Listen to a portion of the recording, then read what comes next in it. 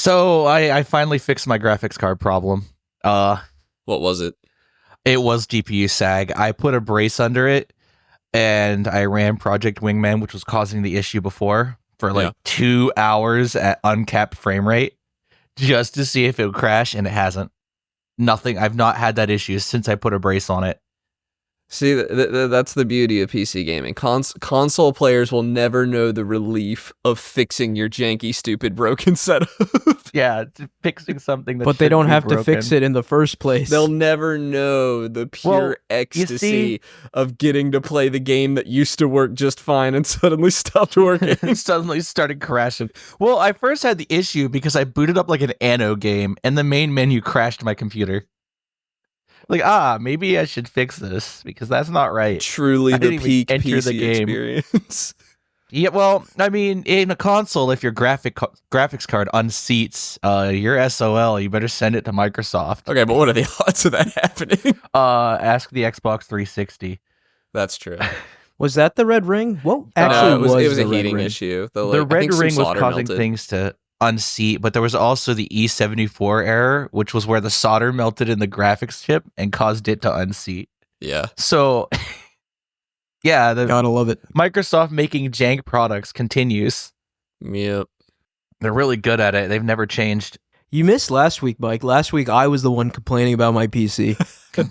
It's just PC for us. The year of PC problems. Don't worry, guys. I'm replacing a processor soon, so my turn cometh.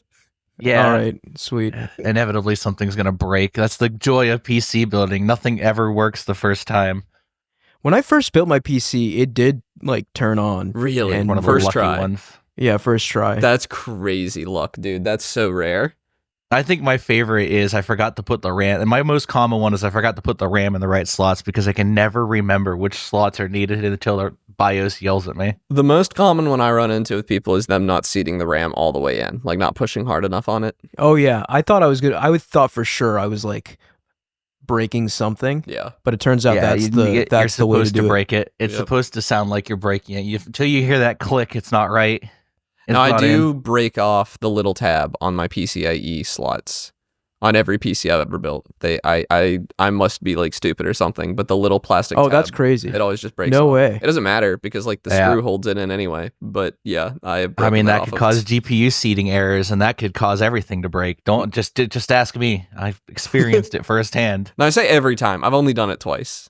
But and both on my personal PCs. I've never done it when I'm helping someone else, but I have broken those twice now. Man, see, computers are a blessing and a curse. Sure, you get 144 frames per second, 4K, but you also have to deal with the most stupid troubleshooting steps known to man, where a cable coming unplugged could cause your entire computer to stop working. Everybody needs a hobby. Yeah. Luckily, my hobby is playing video games. Mine too, but I also dabble in tech support for myself. I fix video games. I actually, this is a side story. I'll try to keep short. But as a kid, I made a hobby of downloading janky free MMOs, and like it would take me all day to get them to work, if not multiple days to get them to work, and then I would never play them. I would get them to work and then I would uninstall them. This sounds exactly like me installing Skyrim. I was the base child who just played video games. Never really tinkered with computers, but that changed when I got older. As a matter of fact, my parents wouldn't let me touch the internet. So as a kid, you got desperate. You wanted to experience the outside world. So I learned the ins and outs of TCP/IP and how to hack a router. Oops.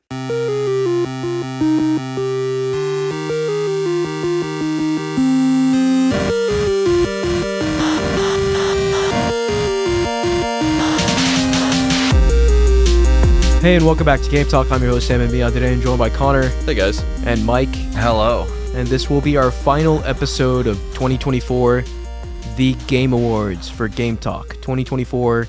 We have created a 16-seed bracket, tournament style. We're going to determine the game of the year for this show.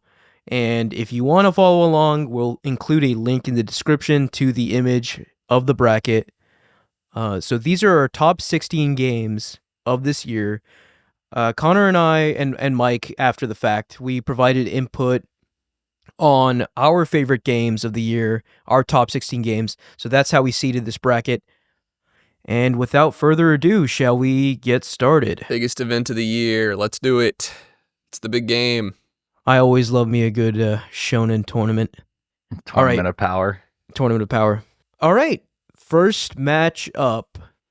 Power World versus Balatro. This is not, I want to say this is not randomly seated, by the way. I did seat these myself, so. Why if would you have any? Power World a So there might be some seed? kind of agenda There going may be a on. bias. Yeah. Yeah, Oh, man. there might be some kind of agenda.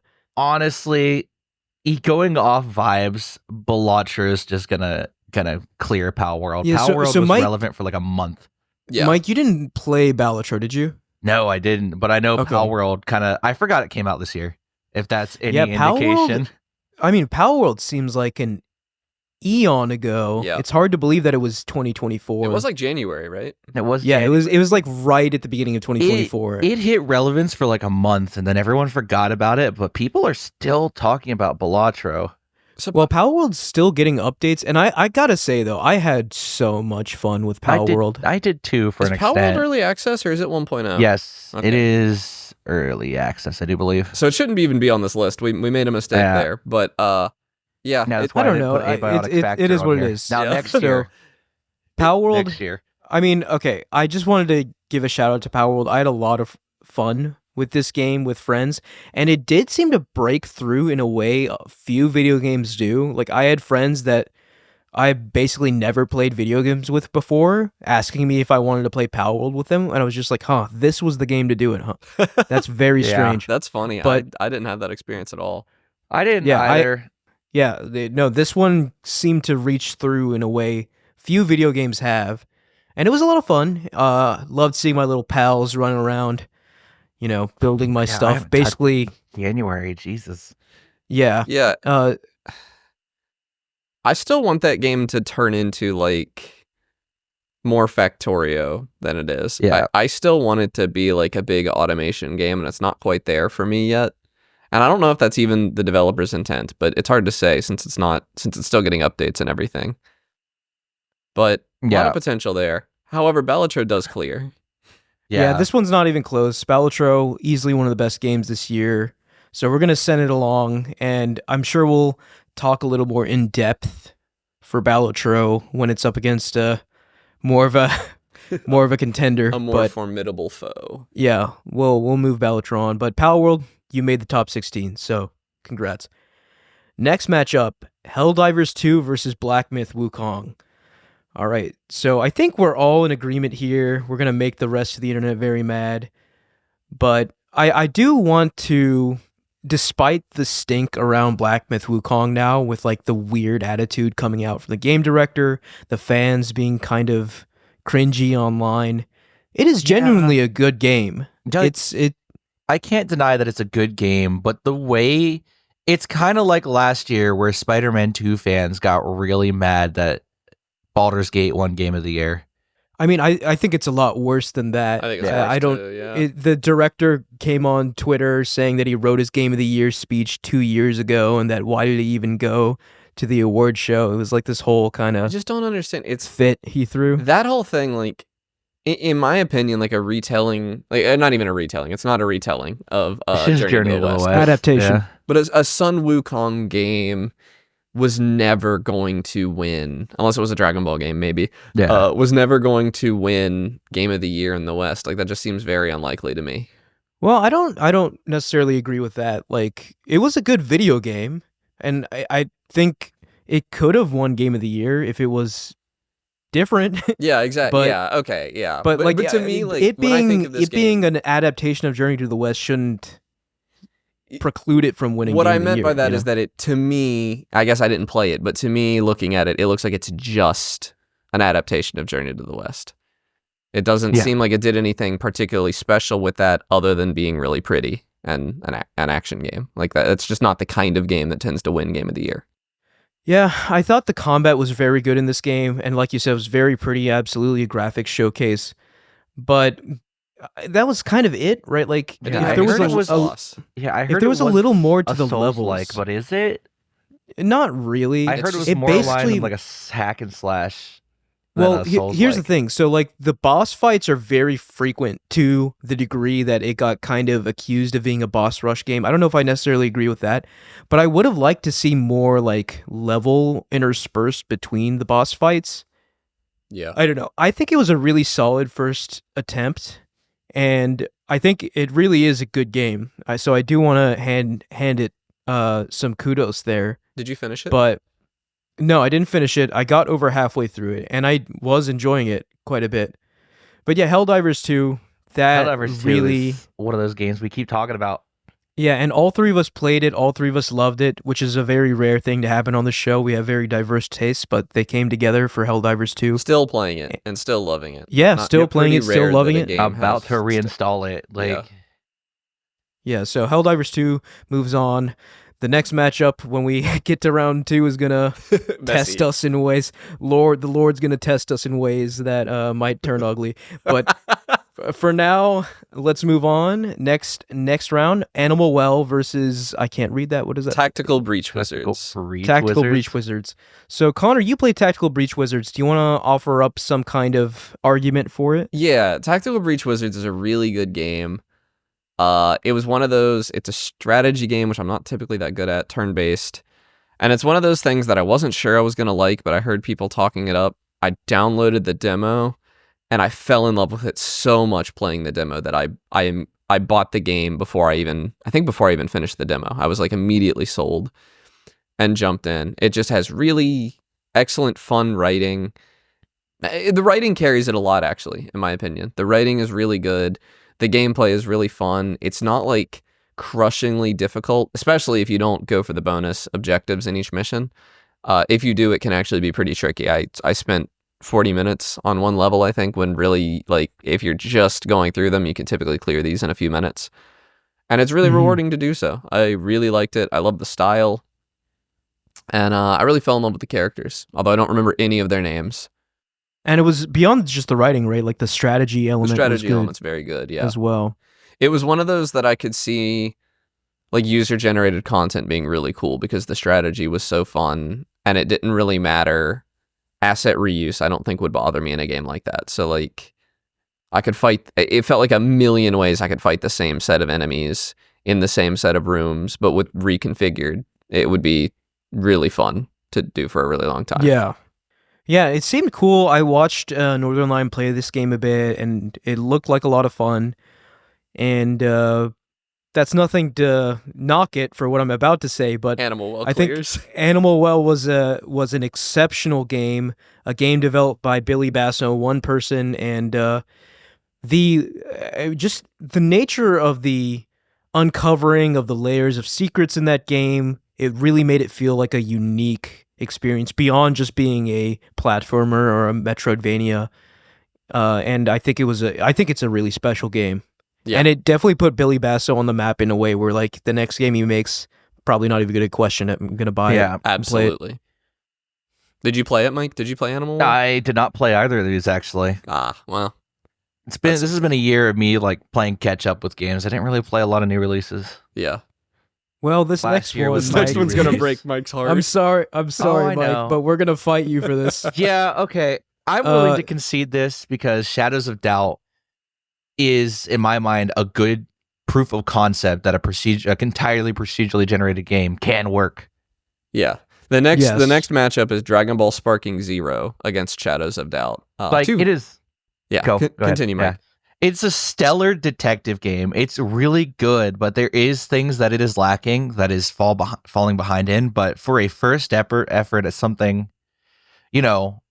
lofty, like an entirely procedurally generated detective game, it's pretty good. It's really cool. It earned its spot in the bracket. Yeah, I tell that the dev team is currently prototyping a sequel. Really? And yeah, they're prototyping a sequel in a different engine and using what they learned from this to create a better game, which I approve of. Yeah, I love that, especially when there's a game with such a unique concept that really hasn't been done, like a procedurally generated detective game, right? Like the sequel to that, I'm almost even more interested in because a lot of the first game must be experimentation, figuring out what works. Number 2 will be kind of the more refined version of that idea. Because the core loop's there, but it's missing a lot of the immersive elements that would elevate it above what it is now. For example, you can't cook food. There are ovens, there's raw meat, but you can't cook it in the game. Why would you want to? Because you have to manage your hunger. Oh, okay. Yeah, that so makes it there's a really weird. survival There element is too. a survival element. It doesn't really do anything if you're hungry. You just suffer like a slight penalty to your moves. Yeah, that health feels regen. like systemic But- bloat. Like, I don't know. Can't think as hard, so you can't Yeah. solve the mysteries when you're on a empty stomach, right? Yeah. It's largely you interact with these systems because you want to, and you can turn them off in the world settings. When you create your character and enter the city, you can turn off certain status effects. Yeah, I don't know about all So, that. for example, I turn off cold because I just think it's annoying. Yeah, that sounds annoying. But it does offer a difficulty because you can't stay in the vents too long or else you will die. You will Oh. suffer health loss and die if you stay outside or in vents too long. Well, now you pointed That's that what out, it makes cold a little more does. sense. Yeah. I think hunger and thirst do a little more, but not having health regen kind of sucks. Or like you could be stinky and take a shower. If you step in sewage, you can get stinky, Yeah. and then people won't talk to you because you smell like you're homeless. That's funny. And yeah, there's a lot there. There's a lot of mechanics, and I'd like a sequel to dive more into these immersive sim elements. Yeah. But it's not all there yet. Mm. And on the other hand, my counter argument is Dragon Ball Sparking Zero owns. Yeah. It's perhaps the best piece of fan service ever. It's so good. Yeah. It's it placates nostalgia on two fronts. One, if you're a Dragon Ball fan, you're just eating this game up. And two, if you're a fan of the Tenkaichi games, which haven't had a release in over a decade, you're eating this up. So, as a fan of both, this was like Christmas to me. Yeah, me too. And I think we can save more discussion for it. I think later. Sparking Zero is going to get further in this bracket than anybody's ready to see. Yeah, we'll see. I'm already looking at some of the match twos, and this is like round one is easy. Round two and beyond is going to be absolutely It's brutal. going to be devastating. So our next Okay. matchup is Metaphor Refantasio versus Linkito. This is one where Ahmed, you played Metaphor, and Mike, you played Linkito, and I didn't play either of these games. Yeah. Linkito is a little indie puzzle game. And I don't know why he seeded it against a Atlas AAA RPG. Okay, where That's would you have put it? I would have put it probably against Shadows of Doubt, honestly. You know what? That would have been sporting. In Yeah. my mind, Yeah. I was saying I don't want probably to make would've Mike put it choose. against Just set Sparking Zero. both of Mike's picks up to get absolutely annihilated. I didn't Yeah, wanna I see- picked up every game to get Yeah. annihilated. I didn't want to Oh. seat them against each other. I didn't want you to have to choose one of your babies. And I realized my I mistake. really did enjoy Linkito. It was a fun game that made me think. And not a lot of games nowadays require me to think as hard as Linkito required me to think. There were points where I dropped puzzles because my brain just could not fathom a solution Oh yeah, I need to because play it's this all electrical puzzles. And I was sitting there like, how do I route this to make it work? game. Because sometimes they just don't make sense. See, my problem is I feel like I get that itch scratched in Factorio or Satisfactory, and I don't Yeah. really need a strictly These puzzle are- game. Yeah, these are real quick puzzles. Though. That's its biggest draw. Okay, is yeah, that that the is puzzles different. are. You can complete most levels in a few minutes if you kind of grasp the solution already. And there's no gleba. Yeah, there's no gleba. Like it's not a multi-hour puzzle. It's a Yeah. if you know exactly what you're doing and you can figure out a solution pretty quick, you can complete a puzzle in like a couple minutes. I got most of the way through the game, the base puzzles, which are kind of easier, in like 3-4 hours. But there's the advanced puzzles where my brain shuts down for some of them. Yeah, it's cool that it has that degree of difficulty where you can feel. It's important for games like this to give you a sense of accomplishment while challenging you. Like And it sounds like cryptography puzzles are a nightmare. Yes. Yeah. Yeah. I'm always bad at that. I even took a class on it, and I'm bad at it. Yeah. It's like how do I wire these up so it properly reverses the signal in the right order that I need it to provide me the right answer to open this puzzle. God, that sounds fun though. It's so fun. It's so intriguing, but it's not metaphor. Yeah. It's not, Yeah, Yeah, it's not I don't know. actually a Do I need Outpost to game. make an argument for Metaphor, or are we all in agreement that Metaphor wins? If Yeah. if 'Cause I Mike is can- team Metaphor, you don't need an argument yet. Yeah, you don't need an argument here. Okay. I'm gonna. You just say, wanted to give it its flowers. I Yeah. respect that. Yeah. Okay, Metaphor Refantasia moves on. Next matchup. Oh, this you're mean for doing this, Connor. Call of Duty Black Ops 6 versus Satisfactory. Am I mean for this? Yeah, because like we all liked Call of Duty a lot, but You see, in I my think mind, there was Satisfactory no is the game better on this game. list that Call of Duty would have beat. hmm. I don't think there's any game Maybe, on this yeah. list Call of Duty gets past. So But we have to give it credit where credit's due. Yeah, I mean you and I, Connor, have played Call we of played Duty a lot of it, yeah. a few times. Yeah. But I paid for And- every other game on this list. I Yeah. would not pay for Call of Duty. Honestly, for the experience that I've had with it so far, I would have paid for that. I had a lot of fun with you and Tyler. Yeah, and we're gonna do that more. And I hope. I'm looking Yeah. forward to playing it more with you guys. Yeah, I feel like plus I feel like we barely scratched the surface. You know, we Yeah. have a lot more to see and do in it's that game. been getting additional maps for zombies. It's had one already at least. Yeah, and that's a surprisingly fast clip Yeah, because this game came out in like October. We played it. The next time we played it all together, it was already a new zombies map. yeah, And a new zombies map is a lot more involved than a new multiplayer map. Like a lot goes into a zombies map.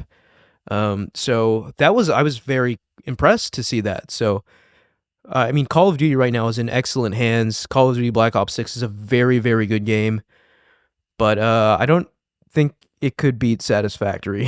Yeah. I don't think I need to make a case for Satisfactory is one of those games that I didn't even expect it to blow up like it did. Like we got it Satisfactory blew got up us our on the map. It blew up our socials in a way Yeah. that like we could talk about Call of Duty all we want, but no one's gonna watch those TikToks. But Satisfactory, Why didn't though? expect I don't a know. but- Satisfactory TikTok to get what was it? Like 300K? I think one of them That was was 600. like almost. It was like 600 to 700K. Yeah, I didn't. No one expected that. I think part of it is the Yeah. visual spectacle of Satisfactory. I would argue beats not graphically necessarily, but as far as like being interesting to look at and dense, I think it beats every game on this list. Yeah. Looking at a factory in Satisfactory is like something else. Even like a messy factory is fun to look at. A clean factory is fun to look at. Satisfactory is just fun to look at all the time, and it's a pretty game. Yeah. All right, I'm sure we'll be talking more about Satisfactory, but for now, moving on. This is probably, I think, the toughest matchup in this bracket. Indiana Jones versus Dragon's Dogma 2. I don't know how to proceed on this one. This one's really hard. Yeah, I think this one's genuinely difficult. I think so. Let me just put it this way. So, for me, Dragon's Dogma 2 was exceptional because I had not played Dragon's Dogma 1. If I had played Dragon's Dogma 1, I might have felt differently about Dragon's Dogma 2. But Dragon's Dogma 2 was really good. It does things that no other RPG really does.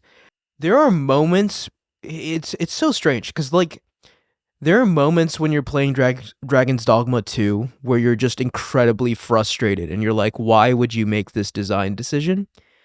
But there are other moments when you're playing Dragon's Dogma 2 when you're like, this is one of the best games I've ever played in my life. And it kind of swings between those pretty frequently. Yeah. So which makes it an interesting game. You know, there's nothing quite like Dragon's Dogma. But Indiana Jones, on the other hand, I mean, I haven't played this yet, but from everything I've seen, it just seems like it does what it does spectacularly. It also runs a lot better than Dragon's Dogma 2. Yeah. Which it is a technical marvel, whereas Dragon's Dogma 2 on release was a mess. Dragon's Dogma 2 was such a mess on release that I was excited to play that game, and I didn't because of how bad performance was at launch. And I think it's improved since, but games kept coming out, guys. Yeah. So I don't know. It's really tough. I think as a video game right now, as in like December 17th, 2024, I think Dragon's Dogma is a more interesting video game than Indiana Jones. But I think Indiana Jones, just the average experience will be better. Because like I said, Dragon's Dogma, it oscillates between brilliance and frustration. I know it's the only So one I played. I'm gonna vote for Indiana Jones. Okay, I think I am too. Mike? Yeah. Yeah. I'd have to say Indiana Jones. I didn't play either of these again, but Yeah, that's the challenge, right? Like, we're not going to force everyone to play every game on this list, so you just kind of have to go with your gut in a lot of these situations. Yeah. And the final matchup in round 1 here, Astrobot versus Stellar Blade. I don't think I have to make the argument for Astrobot here. It'll move on, but I do want to shout out Stellar Blade.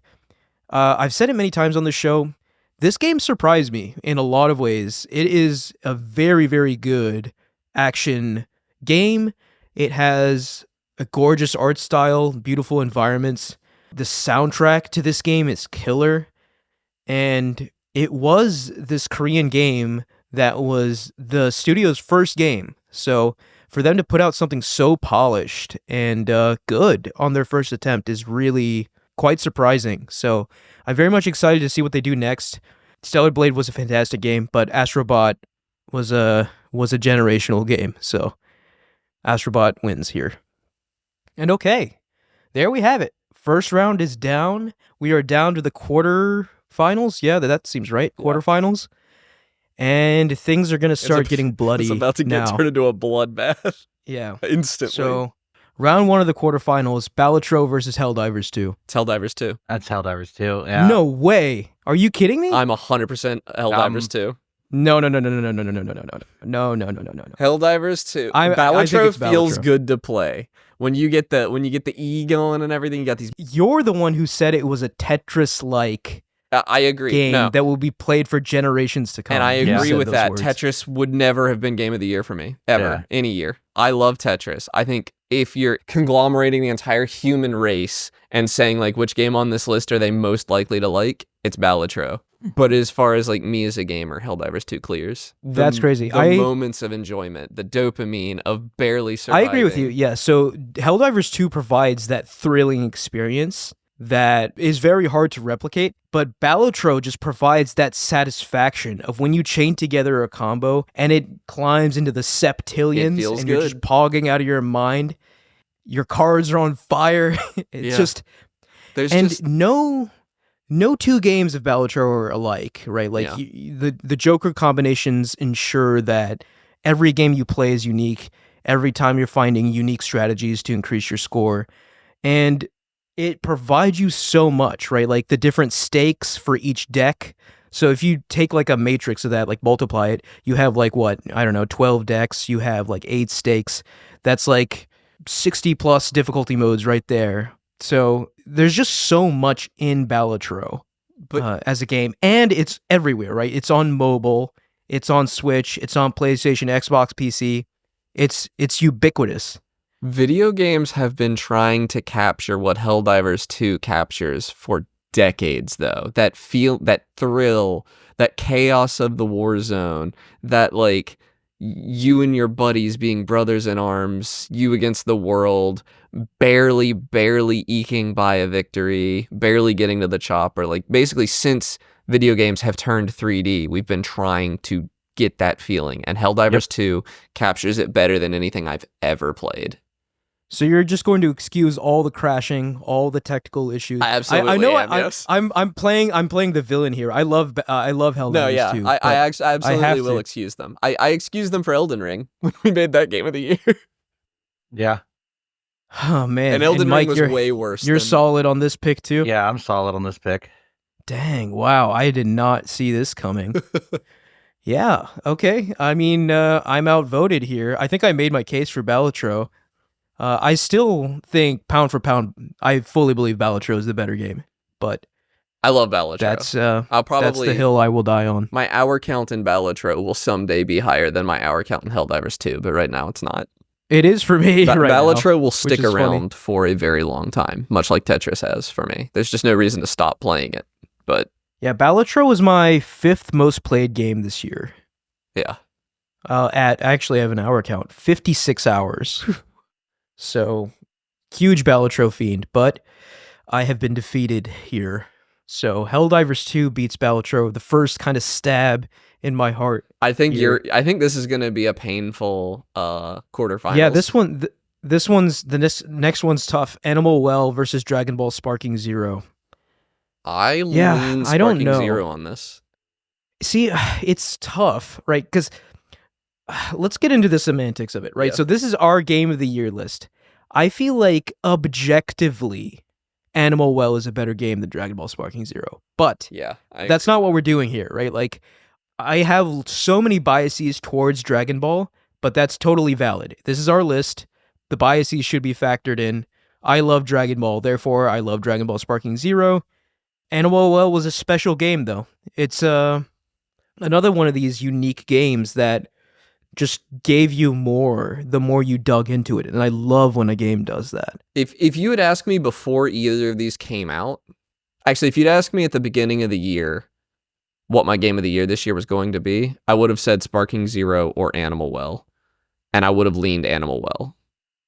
Yeah, But I do lean Sparking Zero now that I've played both. Animal Well, it just wasn't quite what I wanted from it. I wanted it to be more like Outer Wilds. I wanted yeah, okay. I You want wanted- every game to be I wanted Outer Wilds, knowledge to be more important than it was. A lot of the knowledge was more like, oh, your item does a thing you might not have known it does. and that's really rewarding too. It was, but But there was no the lore. Like, I know what you're trying to say, right? Like, the lore in Outer Wilds is critical to your understanding of the world and why things work the way they do. But that's not really the case in Animal right. Well. Like, you get some snippets of lore and you can kind of make inferences, but that has no real bearing on playing the game. There were also, like, if I had walked away from Outer Wilds with any questions remaining, like anything left unsolved, it would have eaten me alive. I walked away from Animal Well with a substantial number of questions unanswered, and I haven't thought about it in months. I loved my time with it. Did you ever look up what happens in the deeper layers? No. Because yeah. No, because I mean, reserve the right to return to it, but Yeah. I also I mean, it's not gonna spoilable. scratch that itch you have for an Outer Wilds like. But I will say, like, the puzzles, and obviously I didn't get engaged that deeply either with the deeper layers, but the puzzles, what it took to solve those is really quite Some are still remarkable unsolved. that this was all designed that way. Are they really? Some are still unsolved, I believe. Yeah. That now there's no endings left, but there are optional puzzles left that are still unsolved. I think that, or they're unsolvable. It is unclear, but there are rooms that are still only accessible by hacking, I think, or data miners. Yes. So And I think some of those are intentional because if you hack in and get the room, it's like an item that calls you a cheat or something. okay. But I just think it's so impressive that one guy designed this game. Yeah. And it was a special, especially with how deep it goes. Yeah. like playing that on my Steam Deck at the beach, having the time off. That was delightful. But Dragon Ball, though. Dragon Ball, though, man, and it's still getting better. Like Dragon Ball. Yeah. I'm glad you and I are on the same page about Dragon Ball, Connor. I don't know if you've been to the subreddit at all in the last couple months. It's full of people complaining and hating on this game because of competitive imbalance issues, and I'm like, guys, you are missing the point of Dragon Ball Sparking Zero. This is not Dragon Ball FighterZ. It's the most Reddit thing I've ever heard. I know, right? Mike, do you have an opinion on this? You didn't play No. either of these. I didn't play either of these. Sparking Zero it is. All right, next game, Metaphor ReFantasio versus Satisfactory. This is a tough one for you, Ahmed. So I know what I know what you guys are gonna do. I'm voting Metaphor easily here. Yeah. So Metaphor ReFantasio, man, like, it proved that the Persona formula can just work anywhere, right? Previously, it was proven, and obviously Shin Megami Tensei, but like Shin Megami Tensei was a lot more of a hardcore dungeon crawling experience than Persona. But Metaphor really was take the dungeon crawling, take the social elements from Persona, pare it down slightly, and here's the game, and my god, it was a feast. It was JRPG comfort food. It was just a world to get lost in, a story to get invested in, characters to care about, and it just did what it set out to do so well. And it really made me excited for more experimentation from Atlus, where it proved that they don't have to just make Persona games, although I would like them to make more Persona games, but they can do other things too and adapt that formula into different settings and play styles. And that's not to say anything of the combat in this game, which I think was the strongest combat out of the Persona games that I've played. So I just think this game was Atlus at their best. And especially as someone who is like craving like a really good world, a good anime, good story, this game just delivered on all those fronts. And to me, it is a better game than Satisfactory. Says the guy who never got to like phase 2 of Satisfactory. That's true. Satisfactory is like homework. I don't want to be doing homework. Okay, that's fair. I think if I'm going to speak to my subjectivity here a bit. If this was Persona 5 versus Satisfactory, which is to say not necessarily Persona 5, but my first Atlas game. Yeah. My first Atlas game probably would have won this. Because I was so enamored with it. But Satisfactory is my first Factory game. And it opened up... Oh, really? You played it before Factorio? I did. Yeah. In early access years ago. This was, other than mod and Minecraft, this was the first Factory builder I ever played. It kind of put Gametalk on the map a little bit, to the extent that we are. That shouldn't matter, though. It matters to me a little bit. Like, I have emotional attachment to that. But really, I just love Satisfactory. I love that game. No, it's a fantastic game. I just have to hate on it because of Metaphor. Because of Metaphor, yeah. It's just something... I can't say there's nothing out there like it, because there are 2 games out there like it. There's Dyson Sphere Program and Factorio. And there's a bunch of smaller indies as well. Yeah, but they're just not punching in the same weight class. Yeah. I love Satisfactory. I don't know.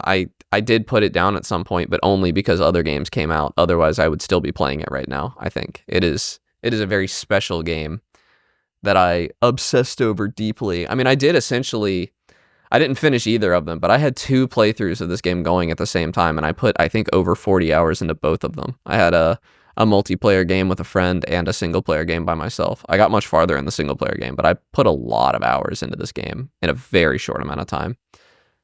Yeah. And I did that twice. I did that this year. I did that exact same thing 4 years ago in 2020 when I discovered it at first. I love this game. Like, yeah, this is a fantastic factory builder that does everything right. And sure, it's not an Atlas game, but it's still a really solid game with really solid concepts. And I think that's worth something. I agree. So I think Satisfactory wins 2-1. Satisfactory wins. And the final game, the quarterfinals, Indiana Jones, Xbox versus PlayStation here. Of course, we had to do it that way. Indiana Jones, The Great Circle versus Astrobot. I don't think there's any real contest here. Yeah, I mean, Indiana Jones is I've not really played good, Indiana Jones, but and you said last week when we talked about it, it's not Uncharted. It's its own thing. I like to imagine it has some Uncharted isms in it. It does. So, and that's really attractive to me. Because, like, Uncharted's my baby. But Astrobot, man, like... And it's so hard to articulate this to you guys because you haven't played it. But it's just pure joy and happiness in a video game. Like, if you can play through Astrobot without smiling once, then you have a heart of steel. Yeah, in my opinion. I haven't played Astrobot, but from what I've seen, I strongly suspect Astrobot is going to be one of those games that I play through entirely in like 2 sittings. Like I really... Yeah, that's basically what I did. I don't think I'm going to be able to put it down. And these games are comparable in length. And Indiana Jones has not been that for me. Indiana Jones is something I play a level of and I take a break and eat, or I've taken a lot of breaks with Indiana Jones. And granted, its pacing is built for that, I think. But it hasn't hooked me the amount that I strongly suspect a Super Mario Galaxy level game is going to. And I think Astrobot's that game. I think Astrobot clears here. All right. I think we're in agreement here. So Astrobot moves on for an insane fight next round. Oh, holy crap. But now we are up to the semifinals. We're actually going through this faster than I thought we would. Much faster. Well, this one's going to be brutal, though, because I genuinely, the semifinals, these are 4, in my opinion. Yeah, any of these could win. These are all 4 10 out of 10 games. Like, any of these could win. I could not recommend them any higher to the type of person that would enjoy them. All right, so let's dive into the first one. Helldivers 2 versus Dragon Ball Sparking Zero. How do we even begin to compare these and put these against each other? I mean, probably the greatest video game encapsulation of like an overwhelming losing war situation in Helldivers 2 versus Yes. the best of ever so far depiction of an anime fight. Pure Dragon Ball wish fulfillment. That's what Sparking Zero is. Yeah. Pure Dragon Ball wish fulfillment. The side story modes, the multi. Have you guys played Split Screen any? I guess I'm only talking to you, Ahmed. No, not the post update. I haven't either. But like, it's the game that it just got better, right? Like, split screen added to every map. That was my biggest gripe with it early on, because playing Tenkaichi with my friends, my family, like when I was a kid, that was such a huge memory for me. And now it's here in Sparking Zero. And not only that, they made the camera closer to the character, more similar to Tenkaichi 2. So it's basically just like an HD Tenkaichi now. And man, I like the theory crafting for the online teams and everything for the ranked mode. Even though I like kind of don't, even though people are crying about it, but the ranked was fun. Nonstop. It was very fun when it first came out. And it was really fun to like roleplay ranked too. Like, I went into ranked as the Ginyu Force, and that was just a blast. Yeah.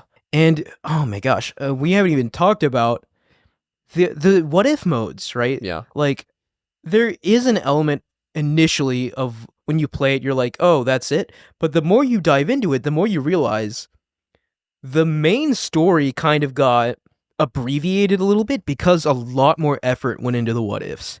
Mm-hmm. Some of those what ifs are very extensive and tell a very interesting side of Dragon Ball stories that it's just fun to contemplate in a story like Dragon Ball. Like, what if this decision went this way at this time? What would be the ramifications for that, like, episodes, seasons down the line? And this game does toy around with that. And as a Dragon Ball Super fan, that's just so much fun to engage with. I really liked all that. That all said, yeah, let's talk about Helldivers. I lean Helldivers on this one. I know it kind of has the co-op multiplayer crutch, I guess, but it just is. I can't think of a gaming experience since like early high school that was like getting off work, hopping on a call with your buddies every day. Yeah, it did capture that experience for sure. The play and it's still, like, for a lot of people, is still doing that right now. And the new updates have been incredible. It's been, performance aside, it's just fun game. Like, it's an easy, infinite grind. Like, you could just play this game for a very long time, forever, and get yourself into different situations, get yourself into different circumstances, and have a good time. And the new guns have added to that. They're interesting. They're not just numbers going up. The new weapons add interesting wrinkles to everything. I feel like I'm really... No two Helldivers are the same. Like, based on the loadout I choose, the stratagems I choose, I am different. You can also fill a role on your team, sort of. Especially if you're getting sweaty with friends, you can really fill out some roles on the team. I really, really like this game. Yeah, I mean, I really like it too. I think it's so tough to consider because, like, Helldivers 2, if I play it by myself, I'm not really having a good time. Even if I match up with randoms, I'm like, okay, this is fine.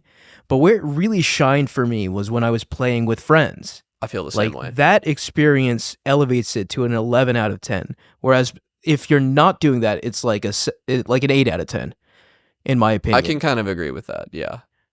Where Sparking Zero stands and Sparking strong Zero, as a single experience, yeah. You can play the story mode, have a great time. I just fire it up and fight the CPU sometimes. I don't even go online a lot of the time, just to get that dose, that taste of Dragon Ball action. Because the insane antics of the anime, where you're punching people through mountains and blowing up planets, this game can make you feel all of that.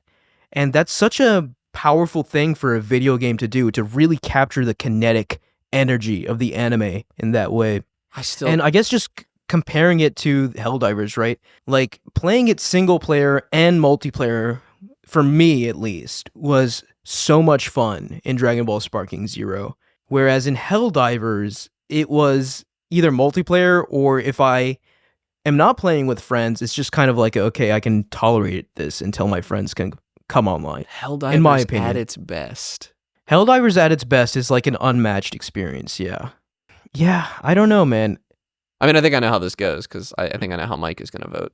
But Yeah, Mike's just gonna send it through, huh? but I'm gonna but I send want to hear Helldivers you. I want to through. hear you deliberate anyway.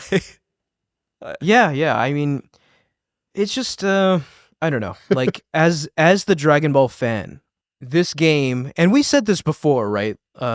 Especially with Akira Toriyama passing this year, this game really hit harder because of that, even though it was already going to hit hard. But this game just being a love letter to everything Dragon Ball, from the various game modes to the menus to the even the encyclopedia mode where you have Videl and Bulma and Chi-Chi talk about each character in depth, in character. I love that. You know, that's such a nice little touch. And that's nothing to say of the future support this game will get. We haven't even gotten the first season pass of many yet. Right. And I do look forward to those. Yeah. And I also, Dragon Ball Sparking Zero is, in my opinion, a much better send-off for Dragon Ball than we've gotten anywhere else. I don't like Daima, and send-off in terms of, like, Akira Toriyama's era. Yes. Because it'll still persist in the future. Yeah, yeah. Without Akira Toriyama, and likely without me. Yeah, I mean, that's fair. Yeah, without Akira Toriyama, it's tough. Yeah. You know, he just has a magic... He has a gift that no one else can really replicate. But okay, I think I've said all my piece. I'm sticking by my guns here, so Helldivers shoot me down 2. if you must. Helldivers 2 makes it to Kill the me final. if you So the second and final semifinal round, Satisfactory versus Astrobot. I feel like this is going to be the same thing where the two of you just gang up on me and shoot me down. But to me, I think this has to be Astrobot. I think Astrobot is a shining beacon in a sea of AAA mediocrity where it proves that a company like Sony can put out a game that doesn't, force microtransactions down your throat. In the same year, they put out something like Concord, which bombed, failed, immolated, and was forgotten immediately. They put out the antithesis to that game, Astrobot, single player, 3D platformer, no microtransactions, 8-hour game, and it just delivered on all fronts. And Astrobot, playing it, like I said, just elicits pure joy. And even the credits, I mentioned this when I talked about Astrobot when I played it, but I'm going to bring it up again here. They make even the credits fun to play through. They turn the credits into a level, you play through it, and it's a blast. So they make sure that even to the last second you are playing Astrobot, you have a smile on your face. And I think that's a really exceptional thing for a game developer to do. I agree. I think Astrobot's probably a remarkable game. But Satisfactory is just the kind of thing you could never get in the AAA space. Yeah. Satisfactory is something that would never, ever trend in AAA. And it's just a very special game. I don't even know how to describe it compared to Astrobot. These are two like actually zero similarity games. But yeah. And I do think this could be one that I come back to once I've played Astrobot and have a different opinion. Because I don't have a PlayStation. There's no getting around that. I guess I could buy a PlayStation. I guess there's no way getting around that under $200. But I gotta go Satisfactory on this. Satisfactory is fun, right? But it's also work. Astrobot is play. Astrobot is pure play distilled in video game But form. I could argue that Elden Ring is work too. Like you have to, you. Okay, but we're not talking about Elden Ring. We're talking about Satisfactory and Astrobot. You would pick Elden Ring over Astrobot though. Elden Ring is my favorite game. I know. So.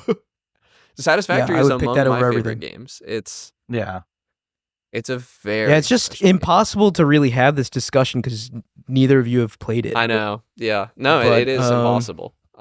Yeah. But I just can't in any world, like in no universe to me is Satisfactory a better game than Astrobot. And as this is coming from someone who's played both of them, that's just a ludicrous statement. You've played a morsel. By the argument that you've played Satisfactory, I've played Metaphor ReFantasio, which I have not. Okay, but like you still got a decent taste of it, right? Like I played Satisfactory for like 10 hours. Did you ever place a single piece of Foundation? No. You didn't really play Satisfactory. Okay, no, but I did play Satisfactory, okay? If I had to place down Foundation to really get the experience, the game would have explained that to me. I mean, the game's not started until you start doing things like that, though. Yeah. You didn't make it out of the tutorial. But I did, though. Like, I did by the literal definition of the tutorial, game's yes, but tutorial. yeah, the game had barely started. I don't know. I'm sorry, guys. I do think Satisfactory is a little overhyped. I'm just going to come out and say it. Yeah, it's a little ridiculous, I think. You're going to be really mad when it wins the game of the year here in a second. Yeah, I Yeah. might just abstain from voting. Like, I don't really want to vote for either of these games. Yeah. So, all right, game of the year. What's it going to be? Are you going Satisfactory, Mike? I Yeah, assume I'm going so, Satisfactory. All right, it's Satisfactory. Done. I don't really I'm care actually about not this at sure all between anymore. Helldivers 2 and Satisfactory. These are...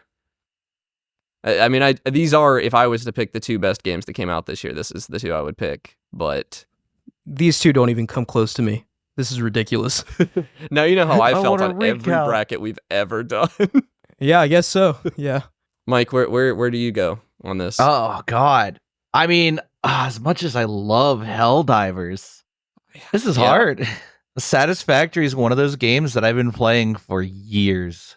Yeah, Yeah, you've been playing it for years. Why is it eligible for Because the it game of the came year in out this year. Because it 2024? came out from the That's 1.0 nonsense. this year. It's been around for so long. it has been around for It's- 4 years now, but at least Yeah. it did hit 1.0 this year. Yeah, and that's what our consideration is for like. It sucks for early access games because we kind of put them in here. Well, no, Yeah. there's no early access games in here other than Power Power World. World, yeah, Power World that one slipped through. I crashed forgot that out. was early access. So it doesn't matter since it crashed out. I mean, okay, so I'm going to weigh in. I had a lot more fun with Helldivers 2 than Satisfactory. So my vote is for Helldivers 2. You see, I'm actually like completely split down the middle on this one. This is really hard for me. yeah, Yeah. I don't know. Because I don't want to vote Satisfactory just to make Ahmed mad, even though that's my inclination right now. I'm already Yeah. mad. I know, but she'll be Already so much mad. madder. Well, I do think it's fitting. Okay, so like all memeing aside, I'm only actually a little mad. I'm not actually that mad. But I do think it's fitting that both Helldivers 2 and Satisfactory are games all three of us played. Yes. And I also So think I think in that respect, it is a fitting final. I love two small team games. Like Helldivers 2, calling it indie is like absurd because it has the backing of PlayStation, but it is a small team. But no, this game, or so the, oh gosh, I forget Arrowhead. the developer's name. Arrowhead put out this game, and they were just completely gobsmacked by the response, right? Remember when this game launched and they had to scale up they had desperately to to ration try and servers. meet demand? Yeah. Yeah, there was a queue to get into Helldivers 2 for the longest time. Yeah. Just because they had no idea the gold they were sitting I on. also think when I think back to 2024, Helldivers 2 will be the game I think of. Always. Yeah, Helldivers is one of those games that everyone played, and Satisfactory. Love me some Satisfactory. I mean, I spent so much time building factories, building like Helldivers 2 doesn't have the same room for creativity like Satisfactory. but it doesn't need to, right? No, it They're doesn't, completely different. Yeah, Yeah. But it does matter to me. Like the room for expression in Satisfactory.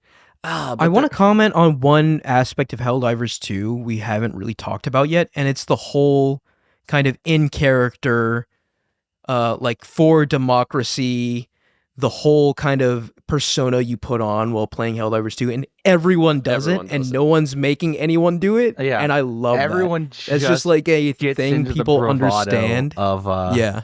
Helldivers. Not a lot of games get you that deep into it, especially Right. ones that Yeah. are so accessible as Helldivers, because the ones I'm used to are not that accessible. But Yeah, Helldivers so had I it just wanted to highlight that different. component because I think that's another special part of Helldivers that we didn't really consider. I think I'm gonna go Helldivers because Yeah, I think I'm gonna Satisfactory is hit brilliant, but Helldivers. it's not even my favorite factory builder I played this year. It's just Yeah. DLC isn't eligible for this. Yeah, and I was kicking up a fuss before, but these two are really exceptional games. And I was being the villain to Satisfactory this whole time. Yeah. But like I did enjoy Satisfactory a lot, and I very much intend to continue playing it. Yeah, Like it's always going to be installed on my PC. I want to revisit it and like you said, Connor, actually get through the meat of this game. yeah. Because I did enjoy what I played of it. It really, like, just the reason I say that it barely started is, like, the logistical challenges you were facing at the very, very early stage of the game have very little to do with the logistical challenges that are added later. Like, once you're dealing with vehicles and pipes and trains and having to scale up your power network and having to decide, oh, I only have so much coal.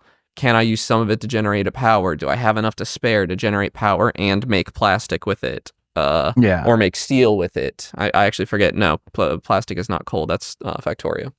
But it just... Yeah, and I'm looking forward to solving those problems, and I do agree that Satisfactory makes solving problems fun. Yes. But I guess the only thing that's still nagging at me is that I'm making the same argument that I did for Astrobot, where Helldivers 2 is just... It's just a video game, right? Like, it's just fun with your friends. The Warzone aspect of it is so well done. If I have 4 buddies online, these are both games that I could play with them, and I would pick Helldivers 2 every single time. That's a good way of putting it, yeah. So, but I'm also somebody who prefers to play a factory game by myself. Yeah, that's what I was going to say. Like, and again, I guess this is going back to the Helldivers Dragon Ball argument, where Satisfactory played solo immaculate. Like, I was having the time of my life playing Satisfactory solo. Helldivers 2 played solo, not so much. But Helldivers 2, with 3 of your friends... That's like reaching Halo 3 levels of blissful gameplay. I think I go Helldivers 2. I think the word game of the year, when I think of 2024, like I said, I'll always think of Helldivers 2. It is the game that defined this year to me. So I gotta go Helldivers 2. Mike, what do you think? I think Helldivers 2. Well, at least it's unanimous. Yeah. Yeah, I agree. Helldivers 2. Wow, I didn't see that coming. I genuinely did. I did when I seeded the... You thought Helldivers would win? No, I intentionally seeded the bracket so that Helldivers. So it'd be. No, I didn't actually do that. But your agenda. Well, did you though? Like, it's okay if you did. No, I didn't. No, I only thought about round 1. I didn't even look past round 1 when I was seeding it. So I mean, Helldivers 2, Gametalk's Game of the Year 2024. Do you agree? Do you disagree? From this bracket, what would you have made Game of the Year? I'm very curious to get people's thoughts. Yeah, but I think it's a fitting game to win Game of the Year 2024. Like, it came out, it really took the world by storm. And obviously people were still playing it throughout the year, but now with the Illuminate update that just came out, I think I read that Helldivers 2 just now hit its peak currency. Like, even more people played it now than at launch. I saw that it beat its May numbers. I don't know if it beat its launch numbers. I think it did. I'll have to double check that fact, but Helldivers 2 thriving, better than ever, and I guess we did Super Earth proud, right? Yep. I do want to ask you guys though, as an aside, I always like to ask this at the end of the year. What is your favorite game you played this year? Not necessarily one that came out this year, like just that you got to play. So, like, if it's the same, should we pick one that didn't come out this year? No, I think if it came out this year, if Astrobot's your favorite game you played this year, you should say Astrobot. I don't know. It's tough. It's very tough. I can go first while you think if you want. Yeah. Mine's Monster Hunter World. No contest. This wasn't even a game I played for the first time this year, but revisiting Monster Hunter, getting ready for Monster Hunter Wilds, and like Rise thrown in here a little, I would actually struggle to choose between World Iceborne and Rise Sunbreak. But I'm just so excited for Wilds. I loved Monster Hunter World so much this year. What's your answer, Mike? Do you have my one? favorite game of the year this year? Favorite game you played didn't have to come out this year, but that you played this year. That I played this year. I don't know. I mean, didn't have to come out this year. What have I even played this year? You played a lot this year. I've played a lot this year, but... Unless you were just lying on all the episodes. Yeah, that'd be so funny. We would have no idea. No idea. Just deep cut games. Favorite, just describing things as I go. I think Abiotic Factor. It didn't necessarily come out yet, but I've been having a lot of fun playing it this year. I wanted Abiotic Factor on this list, but it was in early I didn't realize it was in early access. That's something I definitely want to play, and I'd really like for the 3 of us to play sometime.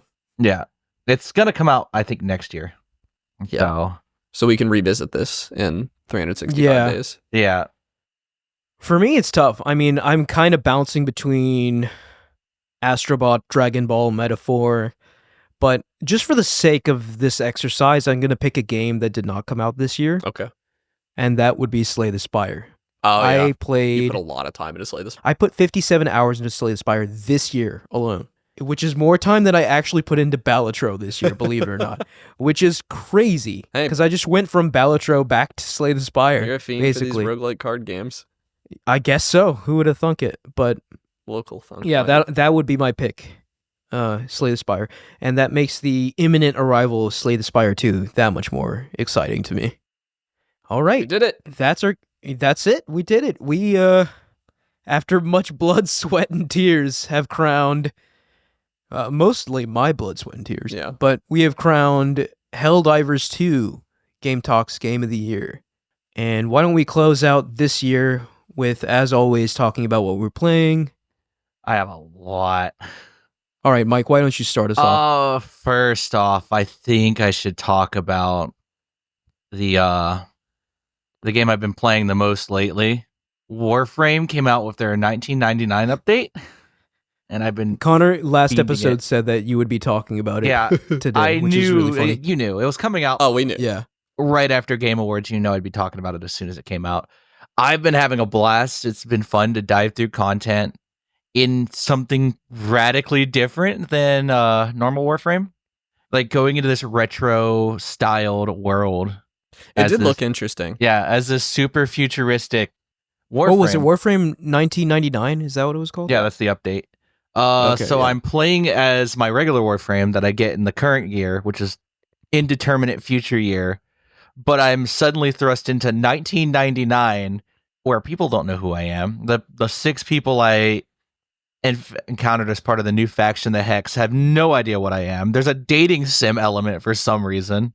I can kiss one of them in like January sometime when the year cycles over. I also love to schedule it out Yeah. first. Well, yeah, it's the next possible day for the year cycle because it operates on a 7-day season schedule. Yeah. So in like 5 days, it'll cycle over to the summer season or whatever. Or I don't even know what I think it's winter right now. So the map changes based on season 2. So in 5 days, my entire world will look different that I'm playing in. Interesting. Yeah. So there's a seasonal cycle. And there's missions to do every season, and every day I log on and start dating these people because if they like me, I can get the actual ending to the quest. Wait, this is Warframe? This is Warframe. I'm very confused. This is Warframe. I am still playing Warframe. I am playing a dating sim. I don't even need to date these people. I just need to make them like me so that I can complete the actual finale to the quest because the other finale is really disappointing and everything dies. Spoilers. But it's well worth the context and the content I had to grind through to get there. And the 2 new enemy factions they introduced are kind of neat. One's this retro-styled infestation, like computer zombies, and the other one's just this like mercenary force that likes to throw toxic gas at you. And it's different enough from the base game, at least faction-wise, that I don't even know what I'm doing. Some of these mechanics are weird now. Like they even renamed the money that you usually get from credits to like Hollivarian haulers or something. Okay. Like they went deep into the theming. It's fun. It's high level content. I like grinding in-game content, and I'm glad Digital Extremes has given me more in-game content to sink my teeth into. It seems like the updates never stop coming. They for never this do. game. They've never Yeah. done me dirty. They've always kept producing content that I want to grind. It's terrible. It's a terrible addiction. And I'm sure I'm going to finish up this new content and go back to grinding the old content that I skipped over to get here. But yeah, I've been enjoying it. It's been nice. Nice change of pace. Nice theme change.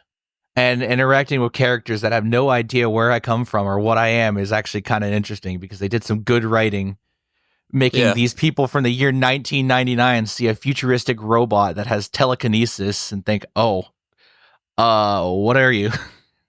Where do you come from? Are there robots there? Yeah, that like someone going back into the past and being among people who have no idea what's going on. That's Yeah. always kind of a fun trope. Except there's another person from the past who's already came back and infected them all and turned them into like half Warframes. So they all have the Warframe abilities, but they also aren't full sentient machines yet. Or they're not just a shallow husk. There's a lot of lore implications here that I can't get into without taking up another hour of our time. I'm glad you're liking it though. It looked Yeah. hype at the Game It Awards. is so hype. 1999 is so good. I'm so happy with it, and I'm glad it kind of waited.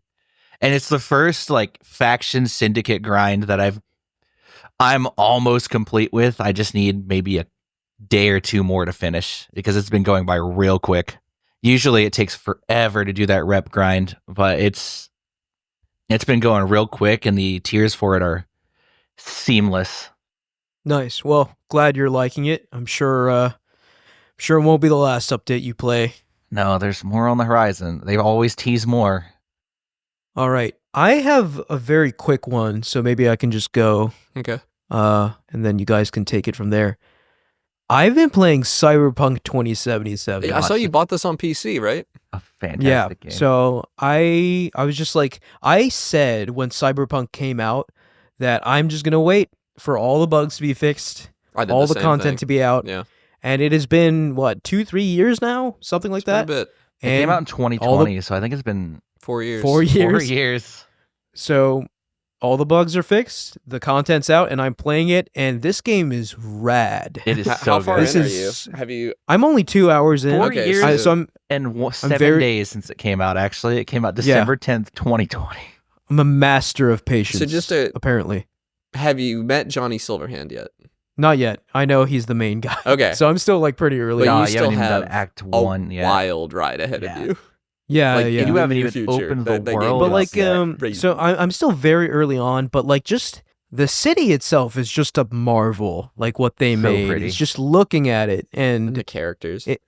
the characters are great too. I've met a couple of the main ones so far, and yeah, they're really well done. Yeah. Really well voice acted. Have great personalities. And I chose the Corpo origin story Oh, really? just because I thought it'd be interesting. Yeah. And Does Jackie it was like, hate interesting. you? No, No. he's still a He's bro. still your bro. He'll be your bro in every timeline. Yeah. Like I'm convinced. But yeah, I'm not too sure how much of an impact the origin really has. It has on the dialogue proceedings, options, but and you get a special quest based Yeah. on your origin after Act 1. Oh, interesting. okay, cool. Yeah. Like, But yeah, I've just now been getting my feet wet with the game. Just now getting introduced to some of the mechanics. I think it's really cool now that like everyone has cybernetics in them. You can basically hack people. Yeah. yeah, Um, what build are you going to go to for, though? Oh, I don't know. That was overwhelming. I I'll was just tell like, you, this is so much. I've had a lot of fun with melee, like full reflex Yes, melee. I want to use a sword, Yeah, like a full katana reflex or melee. something. You just get So- so many dashes, and you're just running around like a super soldier. That's probably what I'll end up doing. Yeah, but yeah, it. I thought the gunplay was solid. Right, it wasn't anything It's to write good. home It's about. It's RPG It was solid, it's gunplay, serviceable. But yeah. the but- melee combat yeah. is the highlight. It is so good. Once Yeah, you yeah. get high enough So- on the perk tree, Mhm. you get a dash on strong attack. You get an air dash, a floor dash. The air dash restores your stamina. You can Basically slow just time. playing Ghost Runner Yeah, in you're just- Cyberpunk. I'm just dashing around one-shotting people with a sword before they even realize. At some point Yeah. during my playthrough, I was in a stealth mission, and I realized I can kill people faster than they can detect me. That's So crazy. stealth Yeah. is no longer an option. I pop my time slow, and I clear an entire room before they even detect me. Yeah, that It's sounds really so sick. fun. And I think I'm going to go down a similar route. I wish I had more time to play. Like I said, since Thanksgiving, I've just been insanely busy and I haven't really played video games. But I did want to bring that up. I also want to say what the pretty lights in this game, man. My eyeballs are being seared Are out of you, my head playing it with with ray the tracing? graphics. I'm playing it with path tracing. Okay. Ooh, yeah. yeah. There's some marble floors in this game that I've stopped and stared at for 20 minutes. It's a pretty I'm game. just like, Like, how does they're a game so look pretty. like this? It's just yeah, that like games like this really show you how transformative ray tracing can be. Even though I think largely it is kind of an unnecessary technology. Like, we don't need ray tracing, Yeah, but it's just boy, does it look good. the shininess is very much appreciated. So yeah, I've been playing Cyberpunk fully maxed out at 1440p, and it's doing well. I'm getting like I think 70 to 80 frames per second. Well optimized, And, unless you get the DLC area. The DLC area is a little chuggier than regular Night City, so just a fair warning. Okay. Yeah. I mean, I'm not even close to that yet. Yeah. But yeah, I've basically dipped my toe into this massive ocean that is Cyberpunk 2077. And you're still in I Act hope 1, so you haven't even seen the rest of the city yet. No. I'm very much looking forward because like from the city just seems like a character to me. Like it just seems so cool, and it's got so much edge to it, so much personality to it, just from what I've seen, the little bit I've seen so far. So the city is like an incredible setting for this game, and I'm excited. I'm looking forward to exploring like every nook and cranny of this city.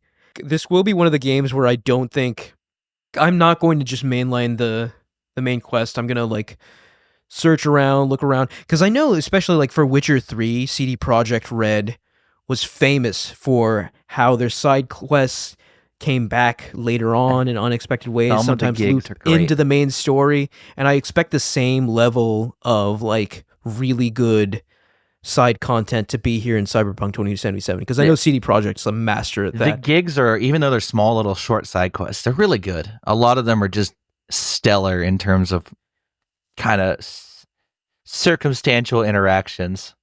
Yeah. So I'm looking forward to doing all of that, looking forward to seeing more of the world, looking forward to meeting more of the characters, looking forward to Keanu Reeves. I love that guy. Yeah. Haven't met him yet, though. He's good. I'm actually not. All right. I'm not far past when you meet Johnny Silverhand. So you're still like very early too. Yeah. I'm definitely a good bit further than you. I think I'm like. So yeah, my hour count is deceptive in this game because every once in a while they put out an update that like improves frame rate or something. And I'm like, oh, let's look at the eye candy for a few minutes, and I probably have. Oh, that's such a PC gamer thing. I do the same thing. I probably have 5 hours. Yeah. Like. That's it's such a curse. Yeah. You know, I wish I didn't care, but I do care. I care a little. I spend a lot of money on. Ooh, are my frames like 5 frames higher? No, they added Dolby Atmos support. Like if I just shut up, nerd. Just play the game. But like I can't. I have to. If I get, and it's like Cyberpunk is the worst for it because I'm like, oh, do I want to play it in 4K on my TV with a controller? Do I want to play it in 1440p ultra wide on my desk with my keyboard and mouse? It's hard to say because the Steam Controller 2 is not out yet. If that was out, it would be an easy decision. I don't know, and I still don't know the answer. It's why I haven't played more of the game. It's because I fire it up and I'm like. But yeah, I'm just glad Cyberpunk is in the state it's in now. It's such a far cry from where it was at launch, where it was just. If you guys remember, Cyberpunk 2077 was in such bad state. Oh, it was a mess. It actually got off the stores. It got pulled off the PlayStation Store, which is like unheard of. Yeah. But now it's bright and shiny, and I'm finally looking forward to playing this game. I can't believe you hadn't played it. I could have sworn you'd played it on PlayStation. Nope. I thought you had bought it a second time on PC for some reason. I did buy it a second time on PC. Because I bought it like at launch, and then I was just like, this sucks. I'm not going to play this. Like, I didn't even launch it, because I like saw how buggy, how much of a mess it was. And then... Wait, that means you have an unupdated copy? It like PlayStation updates in the background. Yeah, but sure. Could you uninstall it and like? No, if I uninstall it, you bought it digitally. Yeah, I bought it digitally. If you uninstall it, you have to install the latest patch. That's a shame. That would have been crazy for you to be able to see the difference. Yeah. I'll tell you, the old skill tree was bad. It was just all plus like 3 or plus stats, and it didn't make any sense. The new one, every skill in that tree does something. I mean, this was essentially an early access game. Yeah. Yeah, but especially like, I mean, with the PC I have now, it just makes sense to play it on PC. So I'm totally fine with buying it a second time. I think I don't know. I think CD Projekt Red is an exceptional developer. I just hope they I hope the Cyberpunk launch was a one-off and not indicative of what will happen with The Witcher 4. Me too. I might play a spot of Cyberpunk tonight myself. You've kind of talked me into it. It's a special game. I can tell already. Yeah. It's also like not a terrible game to play piecemeal, which is how I've done it largely. Like I hop on, I play a quest, and then I don't think about it for like a few months. But it hasn't been like a horrible experience to do that. Yeah, I just keep going back to The Witcher 3 as a comparison point because that's what I know, right? I've like over 40 hours in The Witcher 3. And if the storytelling's anything like that, I feel like that'd be hard to do, right? Because It is a The little Witcher hard to keep 3, up they're with, but recurring characters and intersecting plot lines. they're so and good. I stuff. remember them though. Like I fire up the game Yeah. and it's like I don't even need their name or I see their face and I'm like, oh, I know you. You're Misty. You're Jackie's girl. Like I know. Yeah. Like, what's up? What's the deal? Okay, yeah. Yeah. So definitely gonna play it some more. Probably not for a couple weeks though, because I'm going on a trip. But when I get back in 2025, that'll probably be one of the first things I play. All right, Connor, I've been playing the Gametalk Game of the Year, Helldivers 2. the most coveted award. It's pretty good, as you may have heard. I'm loving the new faction, the Illuminate. I think it's a little easy right now. I think it could use I cleared a mission with my buddy. We were doing level 8 with just the two of us, and then we got 2 decent guys, randos, playing with us, and we ticked it up to 10, and it felt a little easy for the highest possible difficulty. It felt a little easy. The 8 felt like right, but I don't know what they need to do to increase it, because it is easy to get overwhelmed. You have these like... That's interesting you say that, like that it needs a difficulty increase. Is that what you're saying? Because like maybe it's a reaction to the robots. Because I mean, it's been months and months. The since robots I played are Helldivers still 2. really insanely hard. Yeah. Okay, because like you just I feel think like the you're... Illuminate need a difficulty increase. I think There the were times when I bugs- was on those robot planets where I was just like, all right, it's time to make peace with my god because I'm about to die. I think the reason, and I think my friend Brock might have just like stumbled on the meta, but the reason the Illuminate aren't so bad is that there's a ton of surface-to-air missile sites, and if you can get a couple of those going, this is in the cities where the missions are, and if you can get a couple of those going, they're shooting the reinforcement ships down before they ever get a chance to drop anybody off. Okay. And it just makes the enemy counts really, really manageable. And you can't... Okay, yeah. I never I'm get sure there that would... with the bots. The bots, you get overwhelmed really quickly. But in principle, that should apply with the bots too. If you can shoot down their ships before they deploy. But the surface-to-air missiles are they're a part of the map. That's not a strategy. Okay. So this is something that has... So this is just a quirk of the map design. And I kind of like it. Like, I really like that you can get into these cities that were at some point really well defended, and you can restore their defenses. Narratively, I like that. There just needs to be maybe a mission type or something that makes that not so good. I don't know. Right now, it feels like we're really overwhelmed at the beginning, then we get these going and it becomes extremely manageable, and then we get overwhelmed again when we go to extract because the extractions are always outside the city. Okay. But it's fun. Yeah, I mean, the extractions are always overwhelming. I don't think there's any two ways around that. Sometimes they're not. Every once in a while, you get a really quiet extraction and it's like super epic music playing, and we're just sitting around. You're like sipping tea. Yeah, that's happened to us a few times. Yeah. God, I don't know if I want to play that or Cyberpunk. I mean, I'm just thinking back now, right? Especially after we declared a game of the year.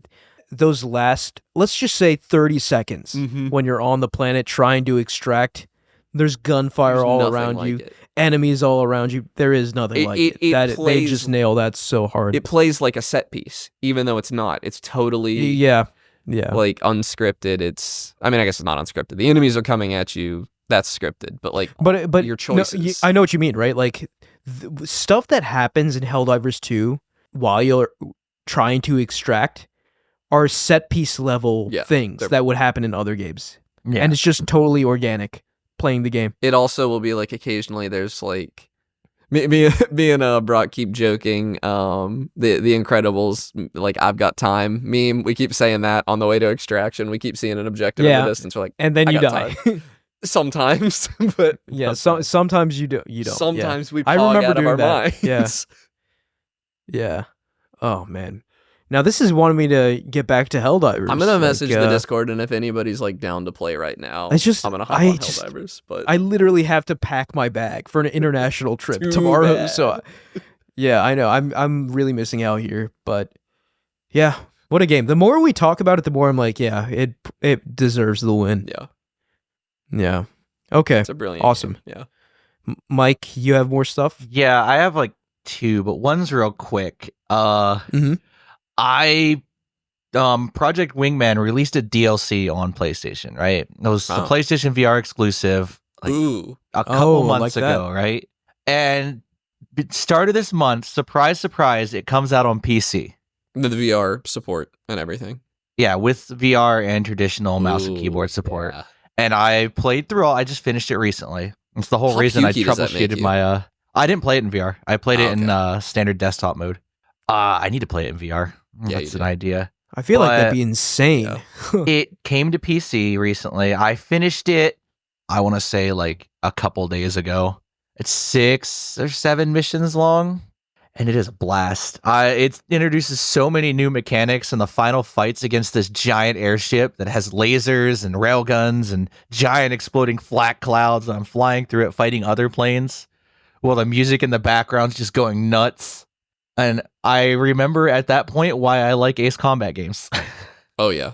I just remembered, oh, this is fun. I'm stressing right now, but this is fun. Which Ace Combat is this? 7? This is Project Wingman.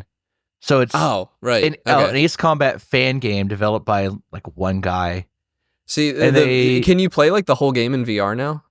Yeah, the whole of Project Wingman can be played in VR. Ace Combat does not have VR support, but there are VR missions for Ace Combat that I have to buy a PlayStation to play.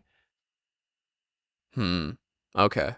So Yeah, I would not have the stomach for that in VR. I probably barely have the stomach for that in yeah, You'd be Project surprised. Wingman's nuts. I played a bit of that Star Wars game, Star Wars Squadrons, in VR, and the presence of the cockpit grounds you, and it Yeah. makes it less pukey. Having played VR flight sims all the time, or at least a couple, you kind of get grounded because you're sitting. You're sitting in games, so the motion sickness isn't getting to you because your body recognizes that you're sitting. Right.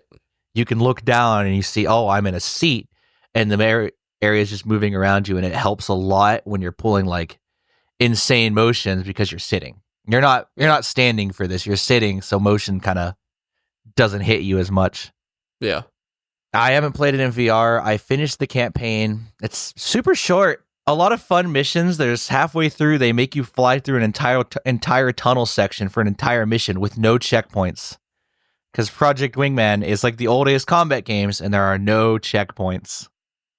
If you die, you restart the whole mission. The stakes are high. I love it. I love how high the stakes can get in these tunnel sections. That's stressful though. It is. The tunnel section was stressful, but popping out at the end and completely wrecking a base in a matter of seconds is well worth it. You're But selling me on it.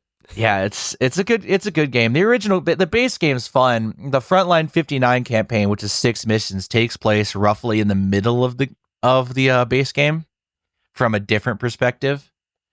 Because in regular Project Wingman, you're playing as Cascadia fighting the Federation, but in Frontline 59, you're playing as the Federation fighting Cascadia on a different front. And the game ends as soon as the Federation drops a nuke on one of Cascadia's cities. Like, you can see it in the background and the second calamity starting because it detonates a massive geothermal energy source, causing everything to stop for a month, like 6 months. So it fits nicely into the middle of the campaign.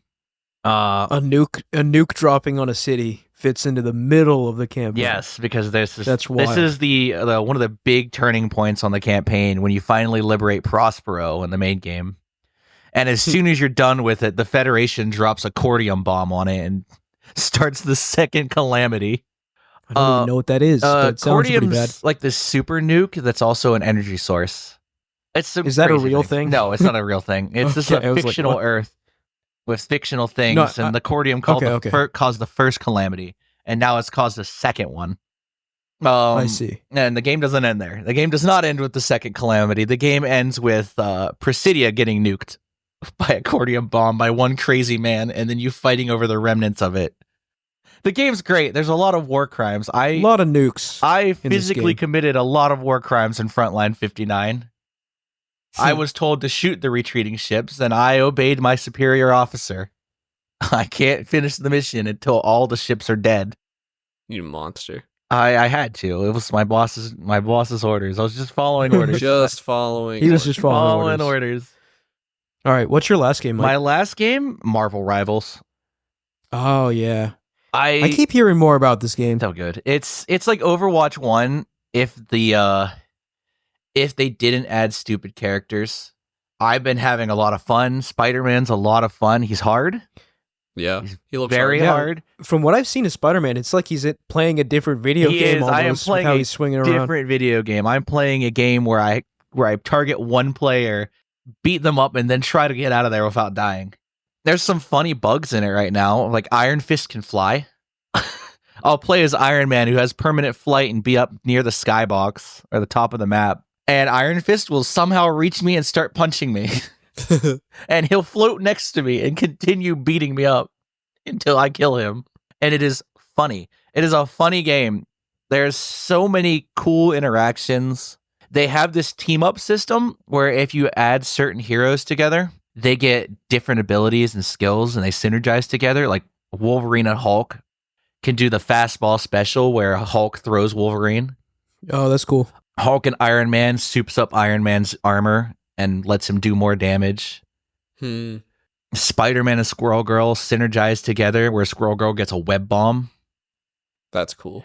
There's so many cool little interactions between picking team members. I love it. It's so good.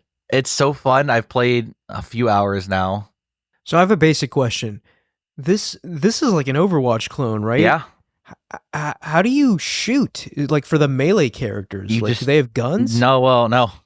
No, it's very forgiving for melee characters because there is a slight auto aim on melees when you're really So, close. like, for example, Iron Man probably has a gun-like projectile, Yeah. right, where he shoots He from has range. pulsars.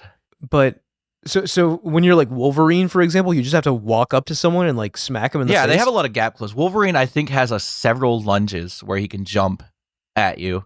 Every melee character has some kind of movement that enables them to quickly close the distance between them and a ranged Interesting. Oh, character. and it's third person, right? Oh, Yeah. really? Okay. Like Spider-Man has his web swinging. Wolverine has his jump. Iron Fist, I think, has like 3 jumps and maybe like a snap. I don't know exactly. I haven't played him. That's interesting. So there's like more of a melee component in this game than there is in Overwatch. There's a lot of melee characters, and they're all equally unique. And the synergies with certain characters, like Doctor Strange's ult synergizes with every projectile ult because you can. He puts down a portal, and then a I've second seen portal, this. It's so and cool. you can shoot, you can walk, you can do everything through that portal, and it'll pop out the other portal. That's amazing. So It's the say it's the if best you shoot, clip bait yeah. power of all time. If you shoot Iron Man's ult through this portal, you could potentially catch the entire team off guard because they don't know where it's going to come from. And it's a massive explosion. Jeff the Shark is in it, and I he's saw funny. that. He's very funny. People hate him. People hate him because they ain't him. Listen, when he can eat the entire game in one ultimate and then just take them all off the edge, that's funny. That's good. That's funny things. Usually they're not brain dead and they realize you can spit out your allies before you jump off the map to kill half the enemy team.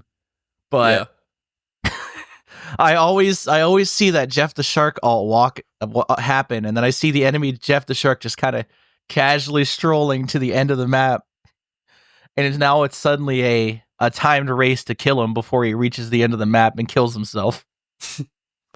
Well, I It's just want it so on the funny. record. I defended this game when people were still hating on it, and now I'm not going to play it probably. Yeah, I'm glad that I picked it up. It's giving me major Overwatch 1 vibes. Yeah. There's no Oh, roll you queue. picked it up. Is There's it- no. Is it not free? It is free. Okay. There's The no phrasing roll confused queue. me, sorry. Yeah. There's no roll queue. There's no. That's coming though, right? Yeah. No, they're not gonna do roll queue. Interesting. Like straight up, it's your fault if you decide to pick 6 DPS. The devs have said, your fault. Skill issue. Skill issue. Like get better. Learn to play other characters. No. Like it's amazing. I like the fact that they're doubling down on the fact that it's not going to be an esport. They're just going to make it fun. Yeah. That's good. I like that.